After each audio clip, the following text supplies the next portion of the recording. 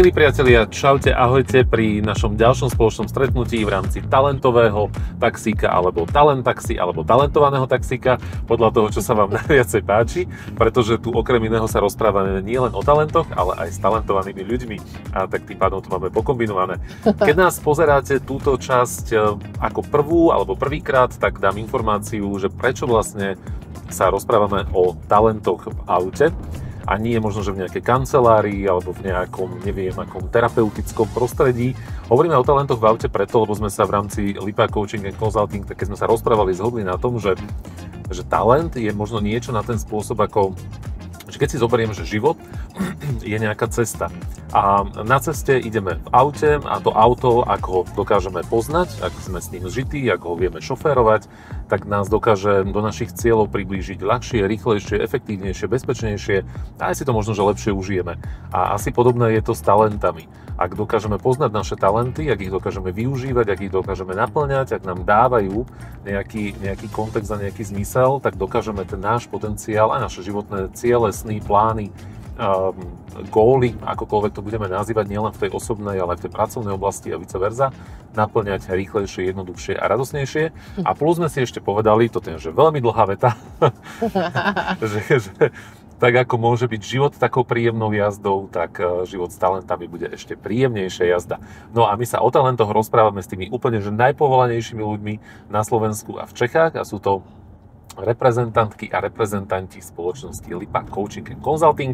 Dnes tu mám dvoch ľudí a je to Vladka a je to Peťo. Ahojte. Čaute. Ahojte. Ja vás veľmi, veľmi v skratke predstavím a prosím, doplňte ma potom ešte, lebo moja pamäťová kapacita je podobne ako pamäťová kapacita kamery, že už sa blíži ku svojej rezerve. Presne.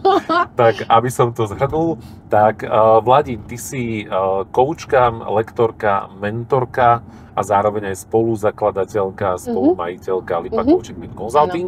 Čo by si ešte doplnila k sebe? Vystihol si to perfektne. Možno, že taká moja obľúbená téma je venovať sa lídrom a pomáhať slovenskému leadershipu sa posúvať vpred. Takže mentorka lídrov a úspešných ľudí, tak? Hej. Dobre som to dal. No a Peter, ty si coach, mentor, pracuješ takisto s talentami a zároveň si aj terapeut. Ano, a kdybych to měl ještě doplnit, tak baví mě celkově práce s psychikou lidí, takové ty neurovědy a i takové učení se kolem těchto věcí mě hodně fascinuje i v mojím volném čase. OK, to znie dobre, No a my sa dnes budeme rozprávať o troch talentoch, podobne ako v každej časti. Predstavíme si tieto talenty jednak z toho pohľadu, čo ten talent reprezentuje, čo znamená, ako ho možno správne vnímať a uchopiť. Rovnako tak si povieme nejakú hranu, alebo ja to nazývam niekedy tiene, alebo možno, že rizika tohto talentu, ak ho nemáme úplne dobre uchopený, alebo nepracujeme s ním, tak kam nás môže derailment vykoľajiť niekedy na tej ceste životom, na tej jazde. A rovnako tak si možno ešte dáme potom jednu takú zastrešujúcu tému, ktorú nám predstaví Peter s Vladkou. A začneme teda tými talentami. Budeme mať 3 talenty a keby sme si ich roztiahli na časovej osi, tak sú to talenty, ktoré sa dotýkajú minulosti, súčasnosti a prítomnosti. Tak začneme prvým a kto si ho chytí, rozpracuje, pomenuje. A budúcnosti ešte. A budúcnosti, to som nepovedal? Súčasnosti a prítomnosti. A potom ideme do budúcnosti. Dobre, tak ďakujem za doplnenie. Áno, tautologicky som súčasnosť a prítomnosť dal do jedného slova. Takže ešte máme tu kontrolku. Máme kontrolku, presne. Takže áno, minulosť, súčasnosť a budúcnosť. No a tak začneme čím? Minulosťou? Na čo máš chuť, Peťo? Já mám můj jeden z takových těch hlavnějších talentů, který se u mě projevuje, je adaptability, což je teda v přítomnosti žití. Ten talent se vyznačuje především tím, že člověk dokáže reagovat v daný okamžik na ty situace. Nepotřebuje plánovat, nepotřebuje mít nějakou pevnou strukturu a víceméně žije z toho, co je, dokáže se přizpůsobovat lidem, přizpůsobovat se různým situacím, z čehož třeba i vychází taková velká výhoda toho talentu, že třeba v situaci, kdy nějaká nějaká krizová situace, kdy třeba nějaký termíny nám hoří a tyhle ty věci, kdy spousta lidí má nervy a nedokáže se kontrolovat, tak ta adaptability mě umožňuje být v klidu a nebrat si ty věci a jakoby reagovat z té přítomnosti v klidu a je mi to takový přirozený, vůbec se v tom necítím nějak, že by mi to něco hrozilo nebo že bych se měl kvůli něčemu nervovat. Hej, poznám ako takých kľuďasov. Áno, hej. vlastne chcel som povedať, že vlastne tu už trošku predikujeme možno tú hranu, že potom tak akože jemne nasieraš tých ľudí, ktorí nestíhajú. To řekl úplne přesne. Ale k tomu ešte asi teda prídeme. Čiže je to nejaká taká naozaj, že flexibilita v tom, čo sa deje. Vnímam tú prítomnosť, vidím, aké sú karty rozdané v danej nejakej chvíli a flexibilne na to reagujem. Kde môžu byť teda tie hrany alebo tie tiene tohto talentu? Ako to vnímaš možno aj z toho tvojho pohľadu a z tej tvojej osobnej skúsenosti? Můžu hned říct i takovou naši příhodu konkrétně, jak máme tady u nás ve firmě, když je nějaká akce a holky třeba chtějí nějakou osnovu zorganizovat dopředu a já jsem vlastně z Česka, že, tak vždycky jedu z Česka a třeba bych měl po cestě někoho nabrat, tak mi týden dopředu volali, koho vezmu, kdy jedu a já jsem vůbec ještě nevěděl ani, že se něco koná, tak je to tak jakoby rozčilovalo a ta hrana je tam taková, že často mě vnímají jako takového volnomyšlenkáře, nezodpovědného člověka, ale já to v podstatě nepotřebuji vědět, když mám je na dovolenou a dozvím se to dneska, že zítra poletím někde, já nevím, do New Yorku, tak mi to nevadí, tak jsem s tím v pohodě a právě někteří lidi, kteří jsou takový hodně organizovaní, kteří zase potřebují tu strukturu, tak ty to může rozčilovat a právě taková jakoby nezodpovědnost vůči ním. Okay. Týmto ľuďom volajte o last minute zájazdy. Presne, že toto sú tí, ktorí to využijú. Ja by som možno doplnila, že aký skvelý je Peťo vlastne, čo sa týka jeho talentu, že aké naozaj teda veľmi vedome vieme využívať tieto talenty v rámci našej skupiny, tak sme boli teda tiež teraz školiť, ak si teda pamätáš. A ja som akože mala toho celkom hodne tento týždeň, no a veľmi zaujímavé bolo, lebo samozrejme potrebovali sme sa skalibrovať, lebo sme išli dvaja, mali sme celkom veľkú skupinu, 30 lídrov a ja som tu v podstate akože takže vysypala a ja hovorím, že počúvame Peťo, ale ja ani neviem úplne, že ako to pôjdeme, že či pôjdeme presne podľa harmonogramu, lebo ja viem, že proste je tam určitá téma, ktorú máme na starosti a nebola jednoduchá a ja viem, že počúvame, ja budem asi aj veci meniť, že podľa toho, ako to budem cítiť a on na to vlastne hovorí, že a mne to úplne takto vyhovuje a ja som sa tak strašne potešila, že si vravím, že fú, aspoň tu nemusím cítiť takú záťaž kolegu, ktorý akože popri mne to nezvládá, ale že práve že výhoda, že sa mi brutálne prispôsobí, takže to bolo super. Z toho mi hned ještě tak přihrála, že se mi zobrazila taková vlastně další možná hrana tady toho talentu, je, že potřebuju takovou různorodost a svobodu a jakmile tady tyhle věci nemám, tak se cítím zase naopak trochu stísněně a třeba mě i věci přestanou dřív bavit. Pokud tam není ta různorodost a nemění se to a je tam takový ten stereotyp, tak mě to zase tady tohle třeba dusí. Inak rozmýšľam, že či ja mám tento talent, lebo to, čo hovoríš, tak úplne sedí aj na mňa, na presne mnohé situácie, že ako náhle niečo plánované, štrukturované, tak pre mňa je to také, že OK, že nie a radšej sa naozaj prispôsobím tej momentálnej situácii. Dobre, takto máme predstavený prvý talent. Poďme teraz, toto bola prítomnosť, adaptabilita. Tak ideme kam? Do minulosti alebo do budúcnosti?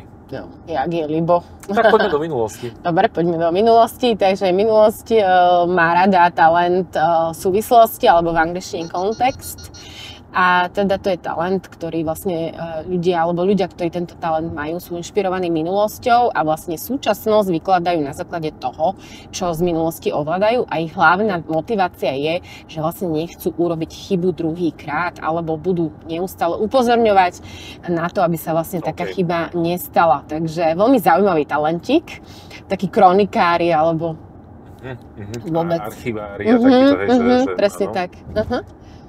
Aj že spiatočníci, alebo nie? Že je to takéto nostalgické ohľadanie sa za minulosťou a žitie z tej minulosti? Toto by sme už mohli nazvať aj hranou talentu, že keď tak počujete takých ľudí, že my v 90. neviem koľkom sme toto, tak áno, môže to pre niektorých ľudí znamenať taká trošku taký hranový prejav. Avšak oni to nemyslia zle, oni nás vlastne len upozorňujú na to, že toto sa už stalo a teda sa to opakuje. Ináč veľmi často tí ľudia vykladajú aj súčasnosť podľa nejakých historických aj veľmi dávnych dejín. Veľmi často tento talent napríklad hovorí príbeh korony, že ľudstvo sa vlastne takýmto chorobám ako keby nevie poučiť a teda bola to 100 rokov dozadu španielská chrípka a títo ľudia sú často vôbec nie ani prekvapení, že tu prišla nejaká korona a že čo to s nami porobilo, no. OK, to je zaujímavé. Hej. Kdybych to měl doplnit, tak jsou to ještě lidi, takoví, kteří hodně třeba dodržují různé tradice, takový ty historické věci a mají takovej třeba hodně kladnej vztah i ke svým předkům, takže vlastně i toto může být třeba i taková kladná vlastnost k rodičům a tak dále, že je až někdy třeba i uctívají, že i ta hrana by mohla být až přehnaně někdy. A ešte zaujímavé je, že vlastne, keď napríklad sa pýtame ľudí, že či im chceli byť, keď boli malí, tak tam veľmi často počujeme, že chcel byť archeológ. Alebo nejaká taká profesia, hej, že áno. Alebo že keď bol mladší, no teda na základnej škole, že sa radi učia dejepis. To môžem úplne potvrdiť na mojom synovi. Áno. No dobre, tak to sme zabrúsili do minulosti. Teda poďme teraz to premostiť do budúcnosti. A tu má rád aký talent? To je vizionár, to je môj 4. talent a teda vizionár. Je to v podstate do istej miery dar, schopnosť vidieť veci, čo sa bude, teda aké budú trendy alebo čo sa stane. Niekedy ani neviem, že vlastne ako mi to vlastne strelí v hlave, ale proste jednoducho ma napadnú určité záležitosti. A teda ja milujem budúcnosť, trendy, vidím veci, čo sa stanú, hej, že také až vízie, hej, že vidím veci, často to aj z mojej reči, tak to ako keby je počuť. A teda mňa takéto veci fascinujú, hej, že teraz napríklad tá nová revolúcia, AI, ChatGPT a podobné tieto nástroje, tak to sú úplne veci, ktoré ja brutálne teraz sledujem a sa tak baví, lebo mne bolo viac menej jasné, že takéto niečo príde, takže... Já třeba u tady tohoto talentu, když ho někdo zmíní, tak bych řekl okamžitě Steve Jobs. To je úplně, bych řekl, příklad vizionáře, který někde začínal v garáži a s tím už viděl, když viděl, že ten jeho počítač bude používat celý svět a vlastně šel si za tím, tak bych řekl, že je úplně typický, jako charakteristický rys. A hodnota tohto talentu je, alebo ten ako keby, že to, čo, to som mal... Tak vidieť lepší. Sme mali ísť. Nevadí, môžeš ísť rovno. Vieš čo, akože on rád vidí lepšie veci, takže také, že zlepšovanie a čo by mohla byť ešte hodnota, tak rozmýšľam, že taký ten posun. Veľmi dôležité. Veci a posúvať ich a tvoriť, hej, také schopnosť vidieť to. Čo chcem povedať, ja určite to nemám tak, že všade, hej, že ten vizionár má také tie svoje obľúbené témy, hej, že nie som ja žiadna Sibila ani veštica, ale proste veci, na ktoré mám teda talent, tak tam napríklad vzdelávanie alebo trendy v personalistike, v leadershipe, tak to ja proste úplne, že viem veľmi rýchlo na prvú šupu povedať, hej, že sa bude diať. Já bych ještě u toho vizionáře řekl, že si myslím, že on má hodně takovou velkou sílu v tom, že vidí ty věci, kteří ostatní nevidí a kteří by ti druzí třeba zavrhovali, že nejsou možný, nebo že to nemůže existovat a on je schopen to vidět. No, ale vieš čo, to si myslím, že niekedy to je aj hra na talentu. No, poďme na to. Hlavne aj mám veľa príbehov o tom, že ja si naozaj musím veľmi silne ošetrovať, že či môžem ľudí preľaknúť až doslova tým, že čo hovorím, že musím si veľmi silne ošetrovať, že aké je to publikum okolo mňa, aby som ich nevystrašila, alebo môžem znieť prenúdrelo a ja to tak vôbec absolútne, že nemyslím. A teda tých ľudí môžem týmto zneisťovať. Čiže ja naozaj musím veľmi silne naciťovať a to aj odporúčam vizionárom, aby to tak robili, že dávať si pozor, že kto je okolo mňa a nie ísť tak nasúrovo, že naozaj, že byť v tom taký jemnejší a že skúsiť možno, že pochopiť, že do ktorého kroku môže ísť. Lebo ono sa to tak môže ľahko popísať, že napríklad, ja neviem, ako Peťo, že je napríklad v prítomnosti a teda jeho ako keby krok, ktorý on rieši je 0, hej, že dnes, tak ja som na 25. hej, príklad. Ale ak by som napríklad bola medzi ľuďmi, ktorí zvládnu len 5 alebo 8, tak toto si musím dávať na to pozor, hej, takže toto je jedna vec, ale teda v rámci akože tých silných stránok, tak on vlastne tým, že dokáže predpovedať tie vízie a teda určovať, že aké budú trendy, tak v tom je veľmi dobrý partner pre napríklad aktivátora alebo pre komunikátora, hej, aby mu teda pomohli tieto veci aj rozbehnúť, vie nainšpirovať ľudí, ktorým to sadne, ale zase treba si byť veľmi vedomý, že sa to aj nemusí stať. OK. No tak to boli tak akože pekne obsiahlo pomenované tieto talenty, aj teda z tých ako hranatých častí alebo komponentov z tých hrán. No a poďme si to ešte zaramovať do tej takej ako keby metatémy, ktorá nás bude sprevádzať týmto našim dielom. A to sme si povedali, že to bude taká, že častosť talentov. Pretože okrem iného tu budeme mať, alebo teda máme tu dnes aj jeden ten talent, ktorý je relatívne, dva dokonca, ktoré sú že veľmi výnimočné. Tak poďte to otvoriť a teda poďme si povedať, že ako s týmto, ako to vnímať. Ja osobne akože myslím si, že veľmi dôležité pri akékoľvek práci s talentom je uvedomiť si, že my navzájom sa nejako vplývame, hej, a teda do celej tejto témy vnášame termín sociálne učenie, hej, že v akej komunite sa pohybujem, ako som vyrastal, tak to ma nejako ovplyvňuje, trošku ma to ohýba a teda mierne sa aj mením, hej, s tými ľuďmi, s ktorými sa stretávam. No z titulu tohto a plus Gallup vlastne urobil taký celosvetový rebríček, že ktorý je prvý najčastejší talent a posledný najmenej častý, tak my to... Ja teba doplním, že to neznamená, že najlepší, najhorší, ale naozaj iba najčastejší. Statistická hodnota. To je čisto štatisticky, hej, že už máme nameraných 32 miliónov talentov, tak vlastne oni to neustále kontrolujú, že aké sú tie teda časté, menej časté. No a teda čo je dôležité pre časté talenty, pri mne niekedy si myslím, že to majú také jednoduchšie, lebo platí tam priama úmera sociálneho učenia tohto talentu je viac, to znamená, že ja tento talent častejšie sa s ním stretávam, to znamená, že viacej ho chápem, viacej ho poznám, nie je mi to cudzie, počúvam to od tých ľudí, to znamená, že sa ja to vlastne akože od tých ľudí naučím, aj keby som ho napríklad ja nemal, hej?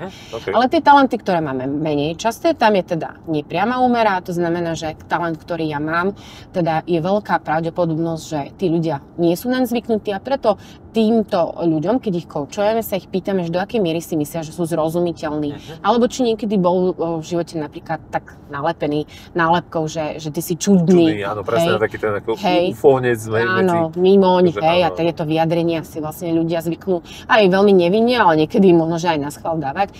Takže ak niekto niekomu niekedy povedal, že je nezrozumiteľná alebo je čudný, tak to je vlastne asi priama úmera tomu, že mám menej častý talent. A teda tu pracujeme s klientom tak, že vlastne ho podnecujeme k jednej aktivite, ja to volám, že zvedomuj, to znamená, že dávaj nám vedieť viac, uč nás, zvyšuj to sociálne učenie pre nás, aby sme my vlastne chápali tie motívy, tie potreby toho talentu. Okay. Hej?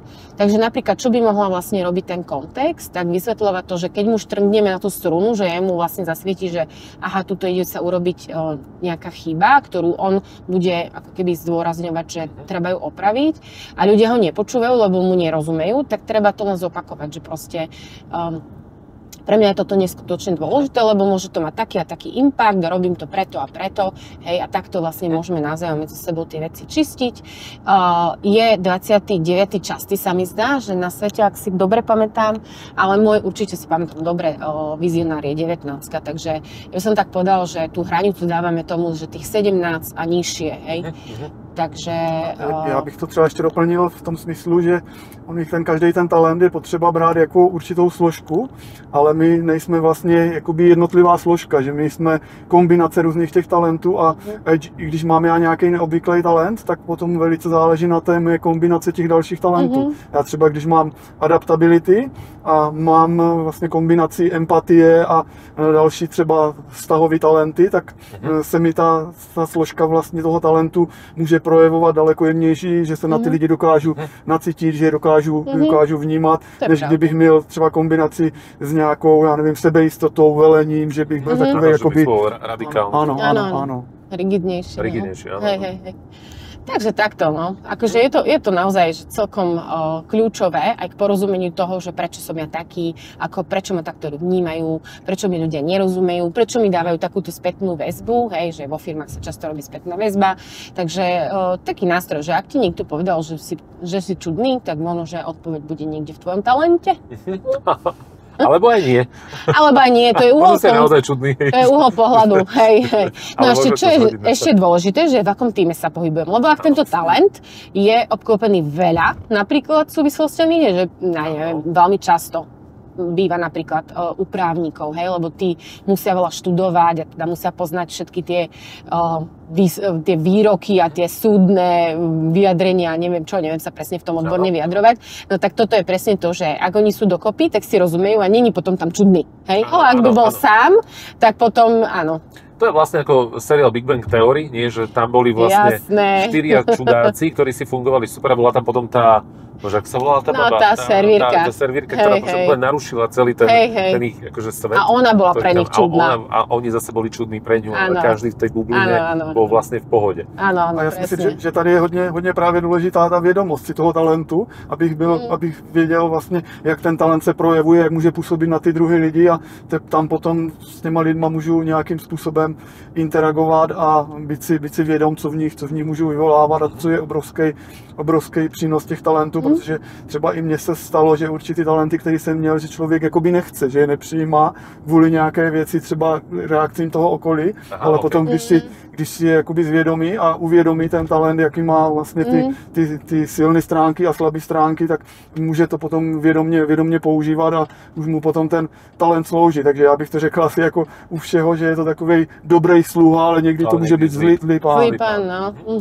No dobre, sme asi tak časovo naplnili tú našu dnešnú session. Iba dám opäť ešte 2 otázky, také klasické na záver. K tým každým talentom, tým 3, o ktorých sme sa rozprávali, keby ste vedeli dať takú jednu sumarizujúcu vetu z pohľadu ich rozvoja, teda na čo by sa mal človek fokusovať, aby naozaj ten talent, presne ako Peťa si povedal, že aby bol teda ten dobrý slúha a nie zlý pán. Takže že poďme od tej minulosti do budúcnosti v tom poradí. V súvislosti sú výborný parťák pri plánovaní projektov, že opýtať sa jeho, ako to ty vidíš, čo by on doplnil, rád zvýrazní chyby, aby sa znovu neopakovali. A určite sa mu odporúča vytvoriť si partnerstvo s vizionárom, lebo sa vlastne navzájom veľmi navzájom doplňajú.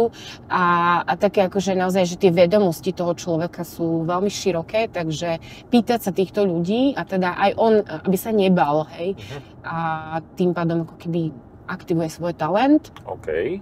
Pojďme do přítomnosti, to si ty. Teda tu adaptability, jak už jsem zmiňoval, ta je určitě vhodná v takových těch situacích, které jsou takový trochu krizový a pro talenty, které jsou třeba zodpovědní, hodně upjatí, že vlastně ta adaptability může pomoct vlastně se uvolnit a jakoby zlehčit třeba tu situaci, kde u těch talentů, kteří si to třeba až moc jakoby zabírají k sobě nebo moc se do toho ponořují do těch situací. Ja mám takú príhodu, ja som mala kolegyňu, ktorá má, ešte aj mám, pozdravujem, ona vie, o kom hovorím.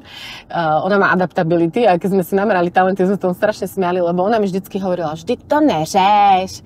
A ja vizionár, hej, že som chcela veci vidieť a teda hlavne, aby sa aj urobili ináč, takže taký, áno, určite ukľudňovač. No a vizionár teda? Vizionár, ten tým, že vidí trendy, tak by určite mal pomáhať ľuďom prispievať tým, čo on vidí, lebo toho baví a teda podporovať túto komunitu v tejto charakteristike.